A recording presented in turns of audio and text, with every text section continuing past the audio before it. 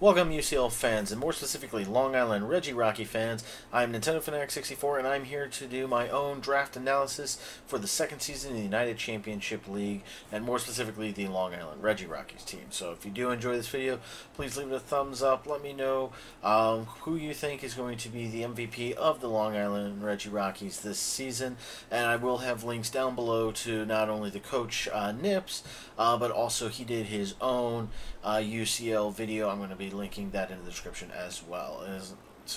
But let's go ahead and jump right into this. We're going to first start by taking a look at what was drafted during Season 1. So, as we can see, we have Mega Manectric, Gliscor, Breloom, Tentacruel, Mamoswine, Tornadus, Bronzong, Durant, Delphox, Frogadier, Persian, and Haunter. Now, very unique to note, I remember for like the first several battles, he only brought his OU and UU Mons. He did not bring any of the RU or NU for, I shouldn't say any, he only brought like a couple RU. It wasn't until like the last several weeks where he actually started bringing an NU Mon. He did not use any of his NU for majority of the season. Now let's go ahead and let's take a look at what he drafted this season for. A very different team. I don't think he has any repeating Mons either, but we have Weavile, Alakazam, Hippowdon, Umbreon, Chandelure, Dragalge, Golbat, Magneton, Sock, Kingler, Leafeon, and Rampardos. Now, Long Island RegiRockies went 9-6 during the first season. Predicted to do pretty well with it. You know, very unique picks going with Mega Alakazam this season instead of going with the Mega Manectric, which, as you can see in Season 1, put in a lot of work, as did his Mamoswine. Mamoswine, I believe, had the third most kills in the UCL during Season 1 as well. So, a very different take on it. He, of course, Nips has been streaming using different variations of his team I've seen on stream over on Twitch.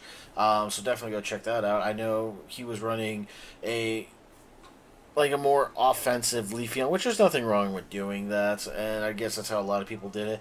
I myself have actually run a Cleric Leafeon in the past, which would be really nice for his team, because I mean he can use it as well with either Umbreon or Leafeon. I guess Umbreon is a little bit more bulky, but usually when you see an Umbreon, you'd think the more bulky Mons that become super annoying usually run stuff like Toxic, Foul Play, Wish or Moonlight, Protect, stuff like that. But you can run a very similar moveset on a Leafeon as well. So, I mean, he can run it either way if he wants to run Clerics on either of his evolutions with that. Mega Alakazam, of course, glass cannon that it is, very frail but can hit like a truck. Doesn't have to also be run as a Mega. He can run it as regular Alakazam. Weavile, very interesting, very fast Mon as well.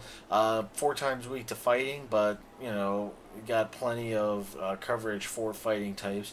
Although he does seem to have a lot of fighting weaknesses between, excuse me, not only Weavile, but also Umbreon, the Magneton, and the Rampardos, all having weaknesses to fighting types. A lot of interesting things to see how often he brings his NU Mons, considering how little he brought them during Season 1.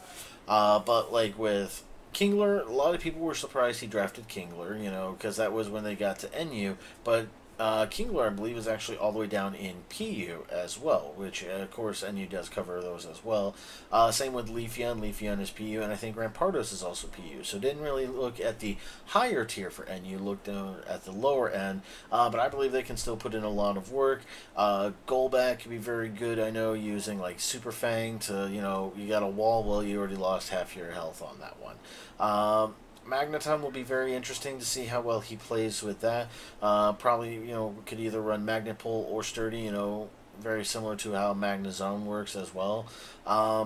Sock, kind of an interesting choice. I mean, by the end of RU, everyone was, scraping the bottom of the barrel, so went with that for it, which is pretty nice. Dragalge, adaptability, has, access to Draco Meteor, Sludge Wave, things like that, could definitely run well.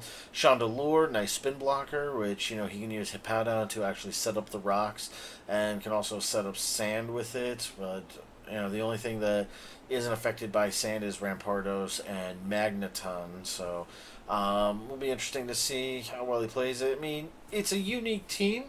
I can't wait to see how well it's played this season. And, with Long Island has been a lot of battle experiences before because, of course, they were also part of the GBA before. So, best of luck to Nips and the Long Island RegiRockies in their upcoming battles. So, like I said, it's a unique team.